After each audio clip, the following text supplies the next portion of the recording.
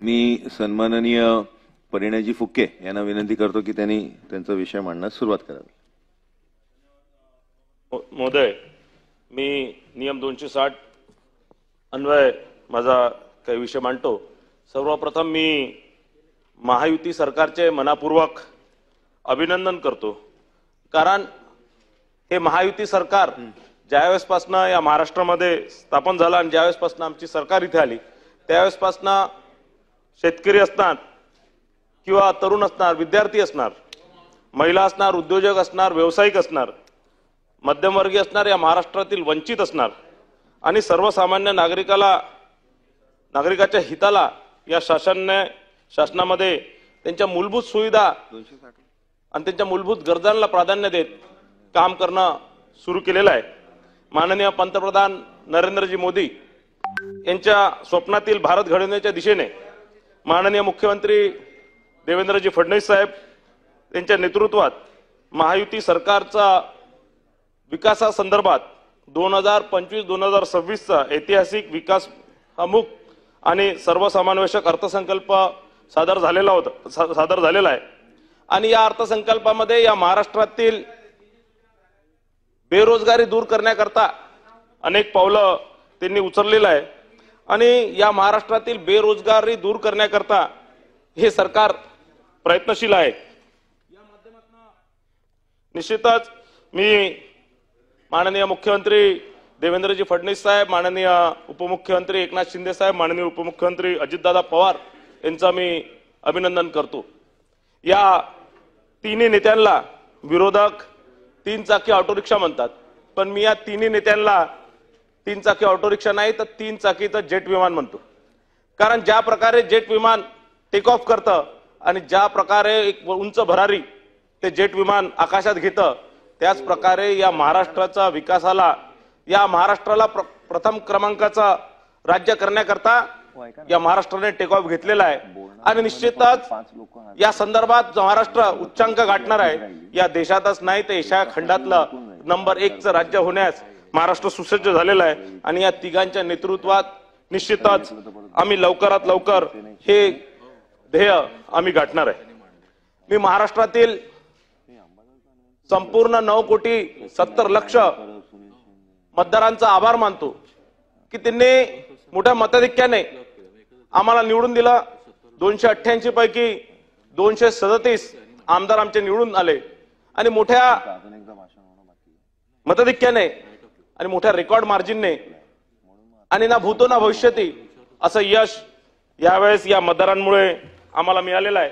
निश्चितच मी महाराष्ट्रातील 12,80,00,000 जनतेचाही आशीर्वाद जो त्यांनी आम्हाला दिला त्यांचाही आभार मानतो आणि त्यांच्या आशीर्वादामुळे आम्ही या महाराष्ट्रामध्ये सत्तेत आलो. या जनतेच्या आशीर्वादाला परतफेड करण्याकरता आणि हा 12,80,00,000 जनतेचा सुखी समृद्धी करण्याकरता निश्चितच शासनामार्फत अनेक उपाययोजना करण्यात येत आहे. शेती असणार, उद्योग असणार, पायाभूत सुविधा असणार, रोजगार असणार आणि सामाजिक विकासाला प्राधान्य देत देशासोबत विकसित महाराष्ट्राची पताका 10ही बाजूला फडकवणार आहे.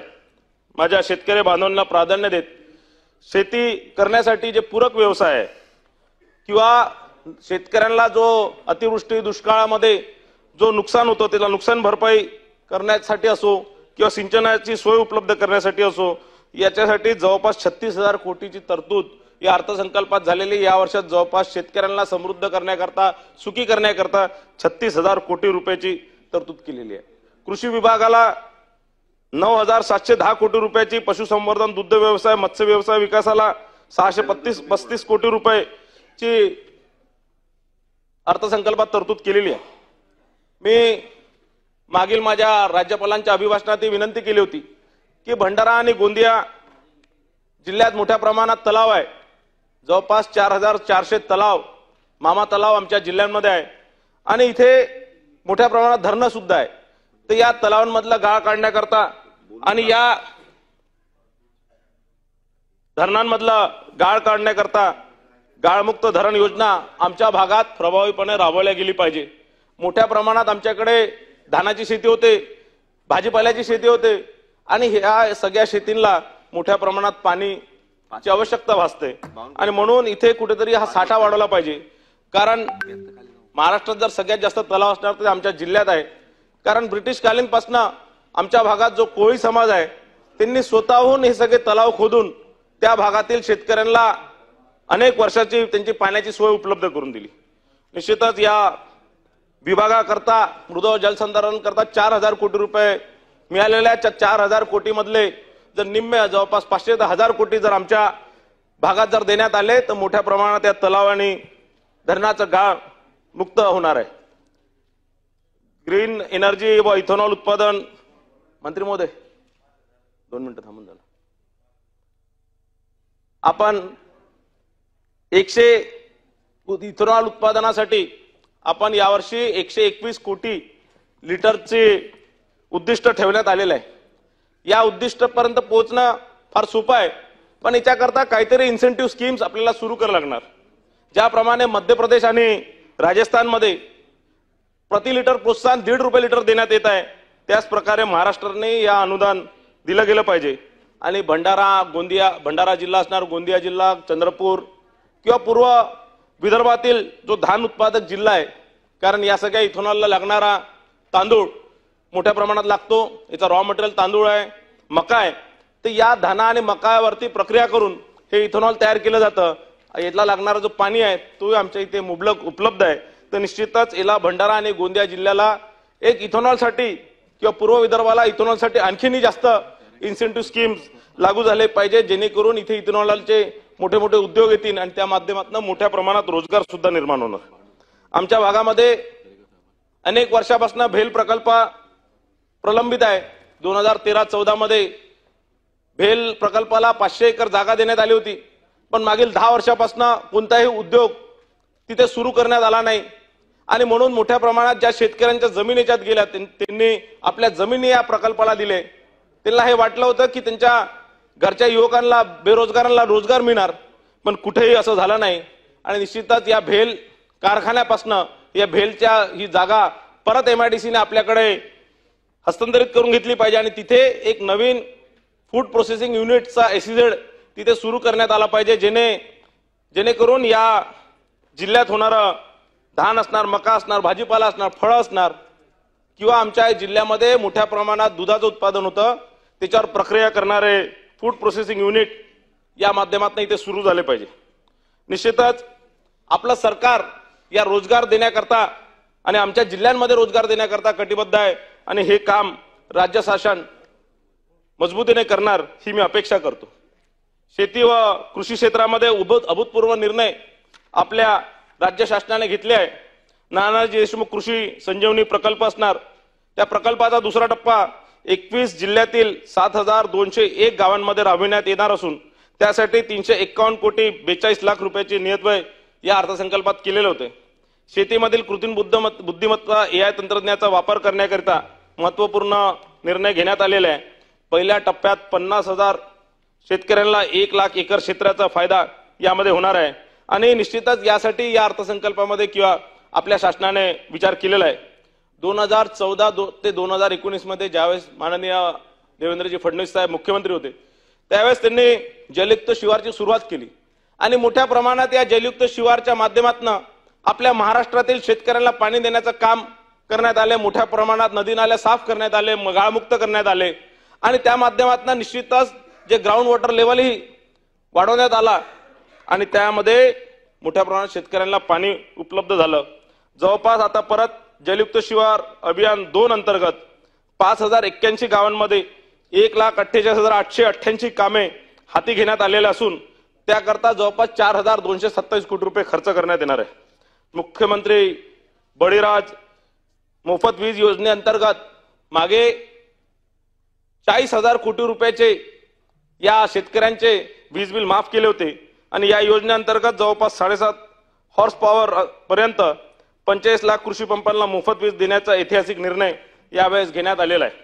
राष्ट्रीय नैसर्गिक शेती अभियानाअंतर्गत पुढील 2 वर्षाकरता 2,13,625 लाभार्थी शेतकऱ्यांना 225 कोटी रुपयाची ही योजनाच्या माध्यमातून त्यांना मदत दिली जाणार आहे.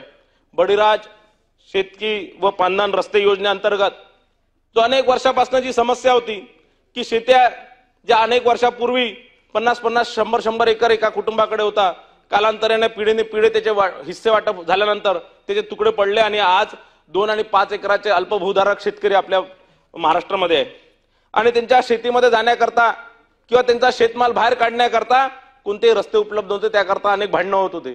आता जर ग्रामीण भागांमध्ये जर आपण बघितलं तर पोलीस स्टेशनमध्ये निम्मे जे केसेस आहे, जास्तीत जास्त जे केसेस आहे ते या शेतावरच्या धुऱ्यावरचे भांडणं आहेत. एका दुसऱ्याच्या शेतामध्ये जाण्याकरता बंधन केल्यावर जे भांडणं झाले, जे एका दुसऱ्या डोकं फोडले आणि त्याकरता केसेस अनेक पोलीस स्टेशनमध्ये सुरू आहे. आणि या योजनेच्या बळीराज शेती व पांदन रस्त्याच्या योजनेअंतर्गत मोठ्या प्रमाणात या रस्त्यांचा विकास होणार आहे. आणि या शेतकऱ्यांना, माझ्या शेतकरी बांधवांना जे बियाणे असतील, यंत्रसामग्री असतील, खते असणार, शेतमाल असणार, यांची वाहतुकीकरता उत्तम रस्त्याची सुविधा निर्माण करण्यात येणार आहे. महाराष्ट्रात जर मागील अनेक वर्षापासून जर सर्वात मोठी जर समस्या कोणती असणार तर ती बेरोजगारीची आहे. अनेक सरकारे आले, अनेक सरकारे गेले, पण ही बेरोजगारीची समस्या दूर करण्याकरता असे ठोस पावले कोणते उचलले गेले नाही. आणि मागील आता आपल्या सरकारने औद्योगिक धोरण, नवीन औद्योगिक धोरण आता त्याची घोषणा करण्यात आलेली आहे. आणि या माध्यमातून आपल्या तरुणांच्या हाताला काम देण्याचं काळजी सरकारने घेतलेली आहे. आणि एक मोठ्या प्रमाणात रोजगार निर्मिती होणार आहे. 40 लाख कोटीची गुंतवणूक पुढील 5 वर्ष राज्य शासनाच्या माध्यमातून होणार आहे, जेणे जवळपास 50 लाख रोजगार निर्मित होणार आहे. 50 लाख युवकांना या माध्यमातून रोजगार मिळणार आहे. मागील जानेवारीमध्ये माननीय मुख्यमंत्री दावोसला गेले होते आणि तिथे वर्ल्ड इकॉनॉमिक फोरमच्या माध्यमातून तिथे जवळपास 63 कंपन्यांसोबत सामंजस्य करार केलं आणि 15,72,000 कोटी रुपयाचे गुंतवणूकचे सामंजस्य करार केले. आणि जवळपास या माध्यमातून 15 ते 16 लाख युवकांना रोजगार मिळणार आहे. विरोधक किती ओरडत असले तरी ही महायुती सरकार आपल्या लाडक्या बहिणींसाठी कटिबद्ध आहे. ज्या लाडक्या बहिणींच्या आशीर्वादावर आम्ही इथे निवडून आलोय, त्या लाडक्या बहिणींच्या बद्दल त्यांचे जे सावत्र भाऊ आहे त्यांनी अनेक विषय या योजनेबद्दल, मुख्यमंत्री माझी लाडकी बहीण योजनाबद्दल बोलले. ज्या दिवशी अर्थसंकल्प सादर होणार होता त्या दिवशी सकाळीच ते म्हणत होते की योजना बंद करणार. निवडणुकी झाल्यापासून ते सांगत होते की योजना बंद पडणार, पण या अर्थसंकल्पात 36,000 कोटी रुपयाची तरतूद करून ही योजना सुरू राहणार आहे ही घोषणा झालेली आहे. आणि आम्ही महाराष्ट्राच्या लाडक्या बहिणीसोबत त्यांचे सख्खे भाऊ ताकदीने उभे आहे हे आम्ही सिद्ध केलेलं आहे. निश्चितच त्याशिवाय 36,000 कोटीच्या शिवाय महिला व बालकल्याण विभागाला 31,907 कोटी रुपयाची तरतूद करून आम्हीच या लाडक्या बहिणीचे सख्खे भाऊ आहे हे आम्ही दाखवून दिलेले आहे. याशिवाय राज्य सरकारने लखपती दीदी योजनेद्वारा महिला सक्षमीकरण करण्यावर लक्ष केंद्रित केले असून 1 लाख रुपये वार्षिक उत्पन्न होणार अशा प्रकारचे 1 कोटी लखपती दीदी बनवण्याचं ध्येय राज्य शासनाने या लाडक्या बहिणींसाठी केलेलं आहे. आणि या बहिणींना सक्षम करण्याचं काम या माध्यमातून होणार आहे. 2014 पूर्वी आपण जर या देशात जर सर्वात जास्त जर कोणती समस्या असणार, सर्वात मोठा जर कोणतं या देशाला चॅलेंज असणार तर ते आतंकवादाचं आणि नक्षलवाद्यांचं होतं. आणि 2014 मध्ये ज्यावेळेस या देशाचे पंतप्रधान माननीय मोदीजी झाले त्यावेळेसपासून या सगळ्या आतंकवाद्यांवर कारवाई करण्याचं काम त्यांनी केलं, या नक्षलवाद्यांवर कारवाई करण्याचं काम त्यांनी केलं. आणि आज जर तुम्ही जर बघितलं, कारण 2016 मध्ये ज्यावेळेस नोटबंदी केली त्यानंतर मोठ्या प्रमाणात या देशाचा आतंकवाद संपुष्टात आलेला आहे, कमी झालेला आहे. आणि आता निवडक काही भागांमध्ये थोडा बहुत आतंकवाद असणार, बाकी जवळपास हे संपुष्ट आलेलं आहे. आणि निश्चितच नक्षलवाद सुद्धा माननीय देशाचे गृहमंत्री अमित शाह साहेबांनी या देशाचा नक्षलवाद संपुष्टात आणलेला आहे. आणि त्यांनी सांगितलं आहे की 2026 पर्यंत 100% या देशातनं नक्षलवादाचा खात्मा होणार आहे. पण या देशात जर आज जर सगळ्यात मोठी समस्या जर कोणती असणार तर ही अर्बन नक्षलवाद्यांची आहे. कारण या नक्षल चळवळ जी जंगलांमध्ये होती, जंगलांमध्ये ते बंदुकीच्या भरोशावर, बंदुकीच्या सहाय्याने जे लोकांमध्ये एक धास्ती निर्माण करत होते, सरकारच्या विरोधात त्यांनी युद्ध पुकारला होता, ते कुठेतरी या सरकारने, आपल्या सरकारने, महायुतीच्या सरकारने ठेचून काढलेलं आहे. माननीय फडणवीस साहेबांनी ज्यावेळेसपासून महाराष्ट्राचा गृहमंत्रीचं खातं त्यांच्या पास जेव्हा त्यावेळेसपासून या नक्षलवाद्यांना इतक्या मोठ्या प्रमाणात हमले केले आहेत आणि इतक्या मोठ्या प्रमाणात त्यांना समाप्त केलं आहे, तर जवळपास बोटावर मोजण्याला एक नक्षल आज इथे शिल्लक राहिलेला आहे. पण या अर्बन नक्षलच्या माध्यमातून आज हे शहरात येऊन कटकारस्थान करण्याचं काम हे अर्बन नक्षल करताय. कोणतेही असंघटित कामगार असणार, कुठे असंघटित काही असणार तिथे त्या लोकांना भडकवण्याचं काम करतात. सरकारचा एखादा रस्त्याचं अधिग्रहणचं काम असणार, सरकारच्या एखादी योजनेचं अधिग्रहणचं काम असणार, तिथे जाऊन लोकांना त्या योजनेच्या विरोधात, सरकारच्या विरोधात भडकवण्याचं काम करतात आणि सरकारच्या विरोधात एक युद्ध, एक अघोषित युद्ध या अर्बन नक्षल्यांनी पुकारलेलं आहे.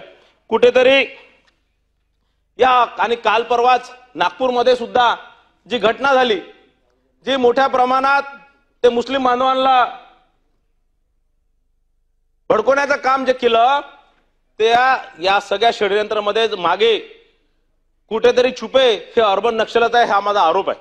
आणि निश्चितच या अर्बन नक्षल्यांवर कारवाई करणे फार आवश्यक आहे.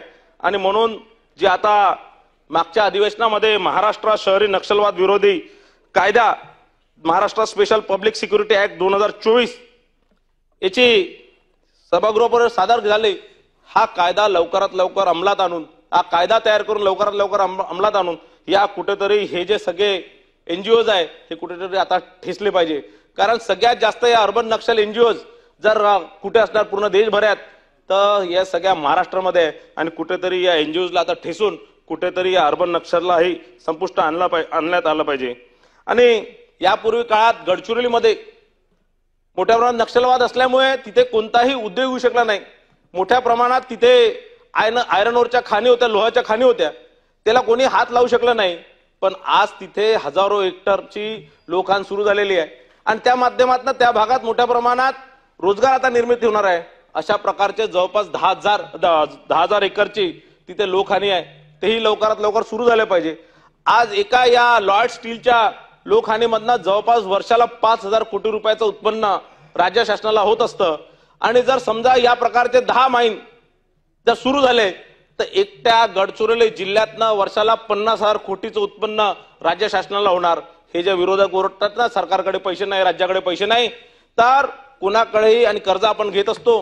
हे जर एकदा 10 जर लोकहानी सुरू झाल्या, 50,000 कोटीचं उत्पन्न दरवर्षी जर आम्हाला सुरू झालं, तर आपल्याला कोणतंही कर्ज घ्यायची गरज नाही. लाडक्या बहिणींचा 2100 नाही तर 3,000 रुपये आपण आपल्या लाडकी बहिणींना या माध्यमातून देऊ शकू. आणि निश्चितच या गडचिरोलीमध्ये मोठ्या प्रमाणात आता आयरन अँड स्टील उद्योग येणार आहे. एक स्टील हबची घोषणा सुद्धा गडचिरोलीला करण्यात आली आहे. वर्ल्ड इकॉनॉमिक फोरम मध्ये जे दावोसमध्ये माननीय मुख्यमंत्री साहेब गेले होते, तिथे झालेल्या परिषदेमध्ये गडचिरोली जिल्ह्याकरता 21,820 कोटी रुपयाची गुंतवणूकची सामंजस्य करार करण्यात आलेले आहे. त्यातून जवळपास 7,500 रोजगार निर्मिती होणार आहे.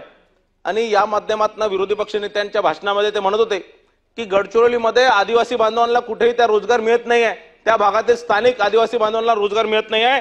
पण मी आपल्याला दाव्याने सांगतो, ज्या प्रकारे तिथे रोजगार निर्मिती झाले त्यात मोठ्या प्रमाणात आदिवासी बांधव आहे. पण मी ज्या प्रकारे आता या गडचिरोली जिल्ह्याचे पालकमंत्री म्हणून किंवा मुख्यमंत्री म्हणून माननीय देवेंद्र फडणवीस साहेब काम करतात आहे, ज्या प्रकारे नवीन औद्योगिक धोरण महाराष्ट्रामध्ये आलेलं आहे, तुम्हाला 100% सांगतो त्या भागातील आदिवासी बांधव हा नोकरी मागणारा नाही तर रोजगार मागणारा नाही तर रोजगार देणारा बनणार, अशी एखादी योजना आली पाहिजे जिच्यात प्राधान्य त्या भागातील आदिवासी युवकांना उद्योग टाकण्याकरता दिलं पाहिजे. आणि निश्चितच तो आदिवासी बांधव रोजगार मागणारा नाही तर रोजगार देणारा बनणार आहे. आणि निश्चितच अनेक कामं या माध्यमातून गडचिरोलीमध्ये करण्यात आलेले आहे. 6,400 कोटी रुपयाचे प्रोत्साहन अनुदान या गडचिरोली जिल्ह्याला दिलेलं आहे. आता राज्य शासनाने महाराष्ट्र टेक्नो टेक्सटाईल मिशनच्या माध्यमातून त्याची स्थापना करण्यात आलेली आहे. यात विदर्भातील कापूस उत्पादक शेतकऱ्यांना मोठ्या प्रमाणात फायदा होणार. या टेक्नो टेक्सटाईल पार्कच्या माध्यमातून मोठ्या प्रमाणात रोजगार सुद्धा विदर्भात आणि मराठवाड्यात तयार होणार.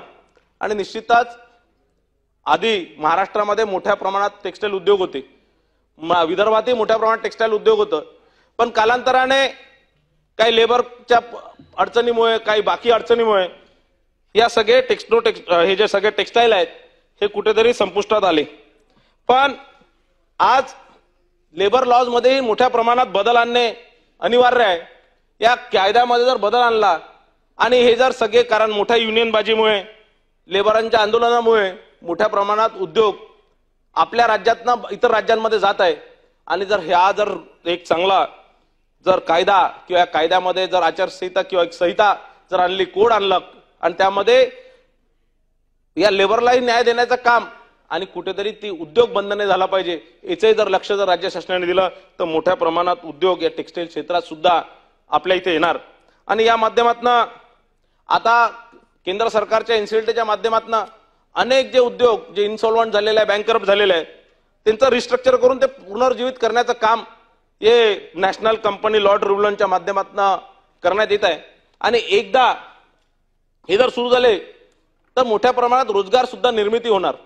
पण माझी या माध्यमातून राज्य शासनाला विनंती आहे की या जे रिस्ट्रक्चर जे टेक्सटाईल उद्योग आहे यांना आपण मेगा प्रोजेक्टचा दर्जा दिला पाहिजे, नवीन मेगा प्रोजेक्टचा दर्जा दिला पाहिजे आणि यांच्यासाठी काहीतरी नवीन इन्सेंटिव्ह स्कीम्स आणल्या पाहिजे जेणेकरून हे उद्योग परत पुनर्जीवित झाले होतील आणि मोठ्या प्रमाणात रोजगार सुद्धा निर्मित होणार. आता नुकताच डॉक्टर बाबासाहेब आंबेडकर आंतरराष्ट्रीय विमानतळ नागपूरमधील त्याचं टेंडर झालं आणि ते परत एक मोठं मुंबई आणि दिल्ली सारखं एअरपोर्ट तिथे तयार होणार आहे. आणि त्या सोबतच अमरावती गडचिरोली इथेही नवीन विमानतळ सुरू होणार आहे, अकोला इथे नवीन विमानतळ सुरू करण्यात येणार आहे. त्या माध्यमातून आपल्या जे एका दुसऱ्या शहराची कनेक्टिव्हिटी आहे, देशाची इतर शहरांसोबत कनेक्टिव्हिटी आहे किंवा इतर देशांसोबत जी कनेक्टिव्हिटी आहे ती वाढवण्याचं काम या माध्यमातून होणार आहे. समृद्धी एक्सप्रेस हायवे नागपूर मुंबईच्या माध्यमातून आधी जवळपास 16 ते 18 तास लागायचा, आज आम्ही 7 ते 8 तासात नागपूरपासून मुंबईला येऊ शकतो. आमचा याच रस्ता नागपूरपासून गडचिरोलीपर्यंत, नागपूरपासून गोंदियापर्यंत करण्यात आलेला आहे. या माध्यमातून आज आमचा जो शेतमाल आहे, आमचं जे फळ आहे, आमची जे भाज्या आहे, त्यांना मुंबईपर्यंत ते येऊ शकतील आणि त्यांना भाव सुद्धा मिळणार. आमचं जे दूध आहे, आमच्याकडे मोठ्या प्रमाणात दूध उत्पादन होतं, आमच्याकडे मोठ्या प्रमाणात मासेमारी होते. आमच्याकडली माशी, आमच्याकडली गोड पाण्यातली माशी जर समजा या गाड्यांच्या माध्यमातून 7 तासात जर मुंबईला पोहोचू शकले तर चांगला भाव आमच्या मासेमार बांधवांना मिळणार आणि त्या माध्यमात मच्छीमार बांधवांना मिळणार आणि निश्चितच आमच्या इथे शेतकरी सुखी व समृद्धी होणार. त्याचप्रमाणे ज्याप्रमाणे समृद्धी एक्सप्रेस हायवे आहे त्याचप्रमाणे शक्तीपीठ महामार्ग आहे. या महामार्गाच्या माध्यमातून एक मोठ्या प्रमाणात नागपूर ते गोवा, म्हणजे आता माल मुंबईपर्यंत येण्यापेक्षा गोव्यापर्यंत जाते आणि गोव्याच्या माध्यमातून इतर देशातही पाठवण्यात मदत होणार. आणि हे शक्तीपीठ हे जो शक्तीपीठ एक्सप्रेस आहे हे महाराष्ट्रातील सर्व शक्तीपीठ आणि तीर्थक्षेत्रांना जोडण्याच्या उद्देशाने हा तयार करण्यात येणार आहे. या महामार्गामुळे धार्मिक पर्यटन, वाहतूक व्यवस्था आणि स्थानिक अर्थव्यवस्थेला अनेक फायदे मिळणार आहे. यामुळे सांस्कृतिक धार्मिक पर्यटनाला महत्वाचं स्थान या सरकारने दिलेलं आहे. ऊर्जा विभागातील मोठ्या प्रमाणात कामं या माध्यमातून होऊन राहिले आहे. ऊर्जा क्षेत्रासाठी 21,534 कोटी रुपये, सार्वजनिक बांधकामाच्या माध्यमातून रस्त्यांसाठी 19,069 कोटी रुपये दिलेले यावर्षी. ग्रामविकास, कारण या जर राज्याचा जर विकास करायचा असणार तर नुसतं शहरांचा विकास करून चालणार नाही, तर प्रत्येक गावाचा विकास झाला पाहिजे. आणि या गावांचा विकासाकरता अनेक योजना राज्य शासनाने आणलेल्या आहे आणि या जवळपास 11,480 कोटी रुपयाच्या योजना आणलेल्या आहे. नगर विकास विभागासाठी असणार, शालेय शिक्षण विभागासाठी, ओबीसी, वैद्यकीय शिक्षण या सगळ्या विभागांसाठी मोठ्या प्रमाणात योजना राज्य शासनाने आणलेल्या आहे. मी या माध्यमातून आपल्या राज्याचे ओबीसी मंत्री अतुलजी सावे यांचाही आभार मानतो, कारण त्यांनी दिनांक 15 ऑक्टोबर 2024 एक त्यांच्या विभागामार्फत एक GR काढला आणि त्यामध्ये आदिवासी विकास विभागामार्फत अनुसूचित जमातीसाठी सुरू असलेल्या योजनांच्या धर्तीवर विशेष मागास प्रवर्गातील गुवारी व धनगर समाज बांधवांना विकासाकरता विशेष योजनांकरता महाराष्ट्र सरकारने अर्थसंकल्पात भरघोस तरतूद केलेली आहे. निश्चितच अनेक वर्षापासून हे त्यांच्या आरक्षणासाठी त्यांना अनुसूचित जमातीचं आरक्षण मिळालं पाहिजे, त्याकरता गुवारी समाज आणि धनगर समाज भांडण करतात आहे, म्हणजे प्रयत्न करतात आहे, लढा देत आहे. पण कुठेतरी कोर्टाच्या माध्यमातून ते अयशस्वी होत आहे. कुठेतरी या सगळ्या लोकांना या माध्यमातून मुख्य प्रवाहासाठी जोडण्यात निश्चितच राज्य शासन यशस्वी होणार. आणि ओबीसी हॉस्टेलच्या संदर्भात 2018 मध्ये माननीय फडणवीस साहेबांनी घोषणा केली होती की या महाराष्ट्राच्या 36 जिल्ह्यामध्ये 36 हॉस्टेल आम्ही तयार करू. आणि अतुलजी सावेंनी मागच्या 2-2.5 वर्षात 56 हॉस्टेल, ओबीसी हॉस्टेल विविध जिल्ह्या ठिकाणी सुरू केलेला आहे किंवा केलेला आहे, त्याकरता मी त्यांचं अभिनंदन करतो. आणि निश्चितच हे सरकार ओबीसींचं आहे, अनुसूचित जातीचं आहे, अनुसूचित जमातीचं आहे, त्यांचं हित जोपासण्याचं काम ही सरकार करते आहे. या सगळ्या अडचणींवर कुठेतरी सरकार ज्या प्रमाणात प्रयत्न करतात आहे ते निश्चितच अभिनंदन पात्र आहे. एक, या पूर्ण ज्यावेळेसपासून अर्थसंकल्प झाला किंवा ज्यावेळेसपासून आपली सरकार आली, विरोधक अनेक टीका करतात आहे. विरोधक सांगतात आहे की आपल्याकडे पैसे नाही आहे, राज्य शासनाकडे पैसे नाही आहे, किंवा अनेक कोटी रुपयाचं कर्ज राज्य शासनाने घेतलेलं आहे. अनेक अडचणी ते सांगतात आहे की राज्य सरकार पुढचे 5 वर्ष चालणार कशी किंवा राज्य चालणार कसं. पण मी त्यांना सांगतो की माननीय फडणवीस साहेबांच्या नेतृत्वात माननीय अजितदादा या महाराष्ट्राचे वित्तमंत्री आहे, एक हुशार वित्तमंत्री, 11वा अर्थसंकल्प त्यांनी सादर केलेला आहे. आणि एकनाथ शिंदे साहेब एक तळागाळातला नेता आहे, तेही या महाराष्ट्राचे तिघं मिळून निश्चितच महाराष्ट्राची वाटचाल पुढे नेणार आहे. पण या विरोधकांसाठी मी एक कविता म्हणणार आहे आणि मी माझं भाषण संपवणार आहे. हाँ, विरोधक ऐकत आहेत, नाही तर चॅनलच्या माध्यमातून ऐकतच असतील. समस्याओं के बारे में सोचने पर सिर्फ बहाना मिलते. चव्हाण साहेब आपण बसा जागेवर. समस्याओं के बारे में सोचने पर सिर्फ बहाने मिलते, लेकिन समाधान के बारे में सोचने पर रास्ते मिलते हैं. जिंदगी आसान नहीं होती. जिंदगी म्हणजे बजट किंवा राज्य चलाना आसान नहीं होता, बल्कि खुद को मजबूत बनाना पड़ता है. उत्तम समय कभी खुद नहीं आता, समय को उत्तम बनाना पड़ता है. धन्यवाद. जय हिंद, जय महाराष्ट्र.